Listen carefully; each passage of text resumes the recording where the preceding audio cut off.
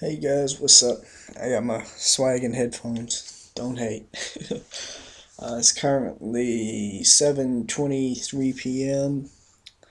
Um, After my nap, I don't really think I slept very much during my nap, but I felt a lot better, a lot more energized after my nap than I did before. And that pretty much lasted all the way until about 5 minutes ago. Um, which could have something to do with the caffeine I consumed at dinner about 5:30. Uh, I know I eat early dinners, but I haven't consumed any caffeine today, and even for a long time before that. It's been at least 2 weeks since I last consumed caffeine. I'm pretty sure it's been longer, but I haven't been really keeping track of it too much. I just know that I've been drinking water and green tea, and that's it. So that the caffeine might have something to do with my feeling awake and the subsequent crash here about 5 minutes ago. That might have something to do with it. I've also had a headache pretty much all day today. I haven't taken any medicine or anything for it because I don't really like to do that. I like to, sort of just let my body deal with it the way it was designed to. Um, so I'm I'm pretty used to headaches. It's not that it's a frequent thing. I just don't ever take anything, and so I get used to having them. Um, you know, so I don't know if that headache is a result of the lack of sleep or something, or a cause of something, or because of something else, excuse me, or if it's a combination of something else and the lack of sleep. I've also been trying to cut back on my carbs, not eliminate them completely because I know that's not healthy either, but I have been trying to cut back a little bit because I eat way too many carbs and don't exercise enough.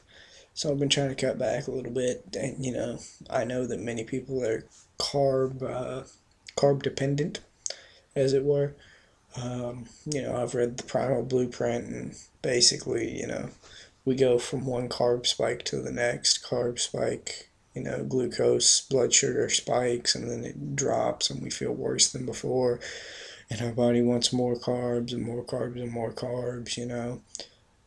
If you haven't read the Primal Blueprint, you know, check it out, see what you think of the book. If it's something you're interested in, go on ahead and pick it up and read it. I will warn you, it is a very, very heavy read. It's a lot of really technical stuff.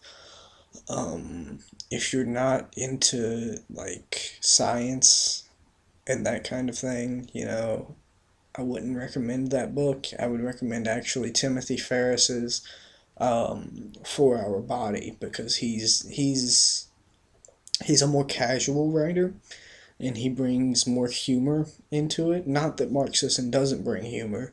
Mark Sisson's the author of the Primal Blueprint. Not that he doesn't bring humor, but Timothy Ferriss definitely brings more humor into it. And also the 4 Hour Body.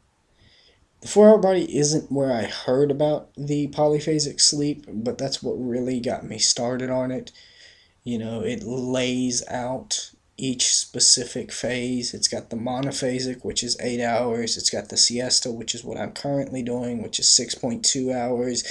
It's got the Everyman 2, which I believe is 6 hours. It has the Everyman 3, which I think is like 5.2 hours or something. I don't know. It walks you through the different levels to get all the way down to that Uberman, which is the 20-minute naps every 4 hours. And I just found out about the 6 hour 30-minute naps, through some personal research of my own into polyphasic sleep. But that's a highly, highly recommended book. For anybody who's interested in, sort of fitness, sleep, basically doing stuff better. The 4 Hour Body by Timothy Ferriss. It's a really good book. It's divided into sections. He's got a section on subtracting fat. That's like fat loss, adding muscle, um, fixing permanent injuries, becoming, as he calls it, effortlessly superhuman, which is basically a chapter detailing the techniques used to take high schoolers and make them into world class athletes. There was a girl who set the world record for deadlifting, I want to say she did. Something like 400 some pounds for her age group. She set the record or something like that. And she did this at like 130 some pounds, which is really amazing, honestly. Um, because usually when you see people lifting 400 pounds, they're much heavier to compensate. They've got all that muscle. So that's a really, really recommended book. I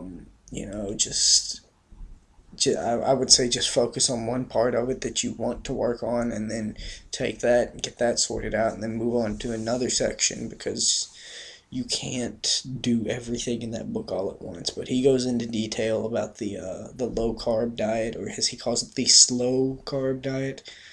He makes it really simple. He lays out specific foods, a specific shopping list that one of the people he knows used.